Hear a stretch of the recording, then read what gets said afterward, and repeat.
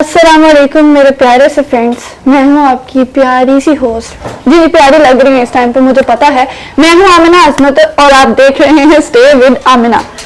अच्छा, सियाने कहते हैं कि किसी से बात करने से पहले ना 100 मरतबा सोचो, लेकिन आज जिस पर्सनैलिटी के साथ मैं मौजूद हूँ, मैं उनके बारे में पर्सनली कहूंगी कि कोई भी बात करने से पहले 1000 मरतबा सोचना और फिर कोई बात करना, क्योंकि इनको कोई भी बात बुरी लग जाती है, किसी भी बात पे ये गुस्से में आ जाते हैं। और इनका ऐसा इंट्रोडक्शन आई थिंक कि आज तक किसी ने नहीं दिया। वैसे मैं डर रही हूँ कोई गाली शाली ना आ जाए। मेरे साथ मौजूद हैं खलीलुर रहमान कमर साहब, जिनका के कोई इंट्रोडक्शन तो नहीं देना चाहिए, वो क्या क्या कहते हैं, नाम ही काफी है। जी नाम ही काफी है। तो चलिए बात करते हैं आज उनसे किस बारे में, वुमेन्स डे के हवाले से। अस्सलाम वालेकुम। वालेकुम अस्सलाम। सर मेरे इंट्रोडक्शन पे कोई गुस्सा शुस्सा तो नहीं आया? गुस्सा आया तो नजर में आता। हाँ, वो असल में ना आपका इमेज ही ऐसा बना हुआ, लोग समझते हैं आप गुस्से में मार मुंह देते हैं, थप्पड़ थप्पड़ मारते हैं। अच्छा जी, अच्छा आते हैं अपने सवालों की तरफ। सबसे पहला सवाल, अभी रिसेंटली एक मीटअप के दौरान आपका कहना था कि शरीफ औरत का रेप नहीं होता। इस चीज को जस्टिफाई करें, क्यों नहीं हो सकता? मतलब ऐसे बहुत सारे केसेस भरे हुए पाकिस्तान में ही कि शोहर के सामने शोहर को बांध दिया जाता है और औरत को जबरदस्ती लिटा के उसके साथ ये सब कुछ किया जाता है, तो क्या वो शरीफ नहीं? अक्सर चोर घर में घुस जाते हैं, बाप के सामने, माँ के सामने, माँ बाप को बांध दिया जाता है और बेटी के साथ ये सब कुछ किया जाता है, क्या वो शरीफ नहीं है? अच्छा, मैं इसको जवाब देता हूँ आपको जी। जब हम कोई बात करते हैं तो इन जनरल करते हैं। इक्का दुक्का जो चंद ऐसी डकैती के वाकयात हैं वो इस बात के लिए दलील नहीं बनते।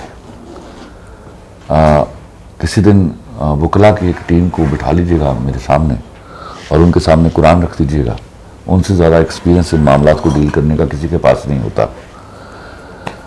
शरीफ लड़की का रेप नहीं होता, ये जनरल बात है। उसमें इक्का दुक्का एक्सेप्शंस हैं, ऐसे डकैती के केसेस हैं जिसमें ऐसा हुआ है, या किसी ने गन पॉइंट पे भी शायद कर ली हो, तो वो एक एक्सेप्शन टू द रूल्स है।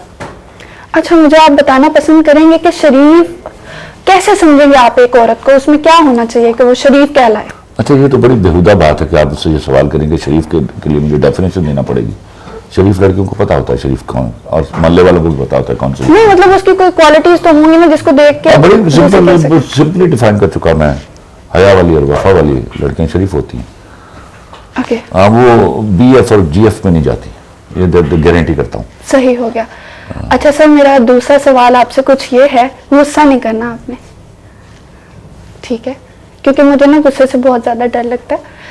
तो सवाल मेरा कुछ यूं है कि कुछ लोग जो हैं वो प्यार के नाम पे आपके करीब आते हैं, ठीक है, और लड़की भी शरीफ होती है, कसम से वो शरीफ होती है, तो मतलब वो उसकी बातों में आ जाती है।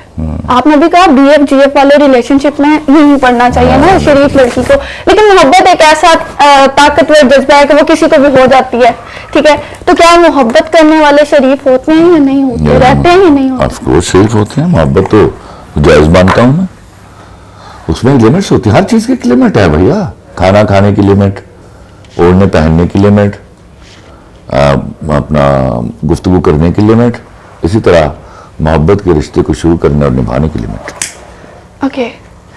मारवी सहमत के साथ आपका जो क्लैश हुआ वो हम सबको मालूम है, और उसके बाद बहुत सारी अवाम है जो कहती है कि जी खलीलुर रहमान कमर तो मर्द परस्त हैं, वो तो मर्दों के साथ हैं, वो तो औरतों को बोलने नहीं देना चाहते, इसलिए वो मारवी सहमत को भी चुप करा गए। तो इस बारे में आप क्या कहते हैं? नहीं, वो गलत कहते हैं। मैं शायद जब ये बात करता हूँ और समझाता हूँ कि ये घटिया नारों की तरफ मत जाओ, इससे बेहयाई फैलेगी, और तो मैं एक्चुअली औरत को बचा रहा होता हूँ उन मर्दों से जिनको ये बेहयाई दरकार है, जिनके सामने सप्लाई बढ़ जाती। ये बात समझने की है, ये अकल का तवाज़ुन है जिसके पास, उसको ये बात ठीक से समझ आ जाती है। अच्छा सर, आपने एक दो प्रोग्राम्स में मैंने सुना खुद से कि आप कह रहे थे कि मर्द पे भी जुल्म होता है। तो मर्द पे जुल्म होता है, मर्द क्यों मर्द मार्च करते हैं? औरत मार्च पे निकल आई। मैं औरत मार्च के खिलाफ हूँ। ये तो हमारे मुल्क में एक शोशा छोड़ना, एक फितना बपा करना होता है, शोरश बपा करनी होती है, उसकी मैं आपके सामने बैठे अभी 8-7वां इंटरव्यू मेरा, मैं आपको इसकी दलीलें दे चुका। और क्या चाहते हैं कि एक ही तरह के स्टीरियोटाइप इंटरव्यूज हो जाए? याद रखिए, आपका मुल्क इस बात को अजबर कर लीजिए, Pakistan is the only Islamic atomic power. Foreign elements को इसकी इकोनॉमिक और पॉलिटिकल स्टेबिलिटी मंजूर नहीं है। हमारे यहाँ चूंकि औरत का अब दुनिया में के तमाम खित्तों से ज्यादा एहतराम किया जाता है, तो वो कोई शोरश बपा करे, वो चाहे किसी भी रूप में हो, फेमिनिस्ट के रूप में हो, तो उनको हाथ डालना जरा मुश्किल होता है। उनको मारना पीटना या उन पर पिल पड़ना मुश्किल है। और अगर ऐसी कोई सूरत हाल हो जाती है तो इंटरनेशनल मीडिया इस तरह घरों से उठ के आएगा जैसे उनकी बहनों के साथ कुछ हो गया है। ये वो चाहते हैं। फिर मुल्क पर सैंक्शंस लगेंगी, मुल्क को जलील किया जाएगा, इसकी इज्जत को रगेदा जाएगा। This is what I always want to tell to my man कि ऐसी कोई हरकत मत कर दीजिएगा। पहले तो आप मैन मार्च निकालेंगी तो औरत मार्च जस्टिफाई हो जाएगा। Never let it be justified. दुनिया में हर जगह वीमेन डे मनाया जा रहा है, ਤੁਹਾਨੂੰ ਕੀ ਅੱਗ ਲੱਗੀ है तुसी मार्च कट के बैठी आओ? बारे में अब देखें, मैंने ना मर्द मार्च की बात शुरू की तो आपने कहा कि उनको आना ही नहीं चाहिए, ठीक है? ऑफ कोर्स नहीं आना चाहिए। तो फिर मैं मर्दों के हकूक के बारे में कैसे बात करूं? मैं हूं ना बैठा हुआ।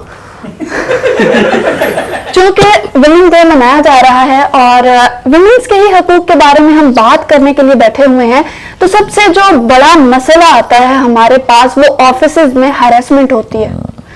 मेरे साथ भी हुई, बहुत सारे लोगों के साथ होती है। और यहाँ पे मैं ना एक जुमला वही कोट करूंगी मारवी सरमद का कि मेरा जिस्म मेरी मर्जी। उसने क्यों कहा? यहाँ से मुझे समझ आता है कि अगर मैं ऑफिस में मौजूद हूँ, मैं काम कर रही हूँ, आराम से बैठी हूँ, मेरे बॉस का मतलब कैसे इतनी हिम्मत पड़ती है कि वो आए और मेरे जिस्म को टच कर दे? तो मेरा जिस्म मेरी मर्जी ना, उसकी मर्जी तो नहीं चलनी चाहिए। इसको कैसे जस्टिफाई करेंगे आप? तो उठ के लपड़ मार दो मुंह से, दैट्स सो सिंपल। लपड़ कितनी तरह उसने, जब आपको कोई टच करके गुजर गया तो आपने अलाउ कर दिया उसको। आपको शर्म आनी चाहिए इस बात के ऊपर। अच्छा, आप लपड़ मारेंगी, 2900 मर्द उठेंगे तुम्हारी फेवर में। तुम जानती नहीं इस बात को, ये पाकिस्तान है। तू तो ऐसा बगैर किसी गाल नहीं छड़े, किसी को मारने लग पे तो भी आ जाएंगे। अच्छा सर, बात हुई थी शराफत की और शरीफ औरत के साथ ज्यादती होने की, तो यहाँ पे एक और मसला मैं लेके आ गई हूँ। आप पता नहीं मुझे डांट देंगे और फिर से। अब मसला यह है कि 6 साल बच्ची ज़ैनब थी या 5 साल बच्ची। एक बात चुप कर जाओ, एक गलत सवाल करने लगी। देखो, बच्चियों को अगर तुम औरतों में शुमार करोगी तो ये तुम्हारा क्वेश्चन ही प्राइमा फेसी स्टूपिड, इसका वजूद ही नहीं है। बच्चियां बेचारी हेल्पलेस होती हैं एक तनुमंद मर्द के सामने। उस रेप को मैं मानता हूं और मैं चीखा हूं उसके ऊपर, तो मेरे अशार भी हैं ज़ैनब के ऊपर, बल्कि उसके अब्बा से मेरी खाल खाल मुलाकात भी होती है। And I just wanted to do something for that. वो ज़ैनब मेरी भी बच्ची है, उसकी भी बच्ची है। हम जब ऐसा कोई वाकया होता है तो मुड़कर अपनी छोटी बच्चियों को देखते हैं। तौबा इस्तग़फ़ार करो, तुम लोग क्या बातें करती हो। मैं तुम्हें समझाता हूं जो मेरा कहने का मतलब था। ये जो हमारे मर्दों में 2 नंबर अनासर है ना, ये हाथ डालने से पहले देखते हैं। नॉर्मली जब हम बात करते हैं ना किसी हाइपोथेसिस की, तो हम उसको जनरलाइज करते हैं। नॉर्मली शरीफ अच्छी लड़की को कभी हाथ नहीं डालता वो। अच्छा, या ये मैं फिर बैठे हजर सदीक साहब, मैं बाआवाज़ बुलंद उनके मुंह से निकलवा दूं, अल्लाह को हाजिर नाज़िर जान के बोल दीजिए हजर सदीक साहब मैं गलत कह रहा हूं। बिल्कुल ठीक है, 100%। उन्होंने बोलने से पहले कुछ सोचा नहीं, और मेरी कोई इनसे अभी बड़ी पक्की दोस्ती नहीं हुई। वो भी आया मुझसे मिलने के लिए। मैं आपको सच बोल रहा हूं, ये बात मैंने एवं बरसबीले तज़किरा नहीं की। आप उनका डाटा कलेक्ट कीजिए, आपको पता चल जाएगा। लेकिन मैं इसके बावजूद इस एक एक्ट को इंतहाई घिनौना एक्ट समझता हूं। मैं उस हरामी मर्द के सख्त खिलाफ हूं। लेकिन ये भी याद रखिए कि आप, इसलिए मैं प्रीच करता हूं कि हया वालियां और वफा वालियां ऐसे बहुत सारे घिनौने जराइम से बची रहती हैं। सही, आपकी मेहरबानी है। ये मैं खुदा ना खास्ता, अल्लाह मुझे माफ कर दे, मैं कोई इस आदमी को जस्टिफाई नहीं कर रहा हूं, लेकिन हमें prevention is better than cure. सही तो this is the preventive measure of a woman. सही, आपने सुन लिया। आज मेरे पे भी गुस्सा आ गया सर को, और इससे पहले कि ये मजीद गुस्सा करें मैं ऐसा कोई सवाल नहीं पूछूंगी। सर मुझे बस ये बता गई तू गुस्से में आ गया, मैं तो जरा भी गुस्सा नहीं किया। I just give you an answer. ये सिर्फ एक टच है। अच्छा एंड पे, अच्छा वुमेन्स डे के हवाले से आप पूरे पाकिस्तान की बहनों, बेटियों और माओं को क्या पैगाम देते हैं? मैं अपने पाकिस्तान की जो तमाम खातीन है, जिनको मैं खातीन कहता हूँ, जो करोड़हा हैं, उनसे दरख्वास्त करूंगा कि मैं बसीयत मर्द इनकी सरकूबी नहीं कर सकता। अब अपने पुराने जूते निकालिए और इनके मुंह पर मारिए, अगर ये दोबारा गलीज नारे लेकर आए तो। अगर पुराने जूते अवेलेबल ना हो तो हील्स और स्टाइलो जैसे ब्रांड्स अवेलेबल हैं, आप न्यू भी ले सकते हैं। ये जूता मारने का मतलब ये नहीं होता कि फिजिकल जूते मारें, ये जब उसको काउंटर करेंगे ये जूता मारना होता है। अगले को बताना कि यू डोंट रिप्रेजेंट अस, ये जूता मारना है। तुम मेरे हक के लिए खाम खाई उठ के खड़ी हो जाओ, और मैं जब आके कहूंगी नहीं भाई आई डोंट नीड यू, तो ये जूता मारना है। ओके ओके, तो आप इस सेंस में जूता Yeah, कह रहे थे। मुझे लगा कि शायद स्टाइलो वाला हील वाला। नो नो, ऑफ कोर्स नहीं, जूता मारना एक टर्म है हमारे यहाँ, ओके जिसको हम मुहावरतन इस्तेमाल करते हैं। जब आप आके मुझे बताएंगी कि मैं आपको रिप्रेजेंट कर रही हूं और मैं मानने से इनकार करता हूं तो मैंने जूता मारा, या मैं आपको कहता हूं मैं आपको रिप्रेजेंट कर रहा हूं और आप मुझे कहते हो कि नो यू डोंट, तो ये जूता मारते हैं आप। सही, अब इजाजत ले लूं? बिस्मिल्लाह पढ़। जी तो जी तो फ्रेंड्स, इसी के साथ मैं चाहती हूँ आप सब से इजाजत, और खास तौर पे सर से इजाजत चाहती हूँ। बहुत सर खाया मैंने इनका, और देखते रहिए। ये तुमने सही बात की, गुस्सा मैंने तुम तो जरा नहीं किया, क्योंकि आई वाज डिसाइडेड कि आज तुम पे जरा भी गुस्सा नहीं करूंगा। हालांकि तुम्हारे सवाल बड़े चुपते हुए, but they were intelligent questions. Thank you sir, thank you, ये तो मेरी तारीफ होगी। जी तो इसी के साथ मुझे दीजिए इजाजत। देखते रहिए stay with Amina. Allah Allah Hafiz. Hafiz.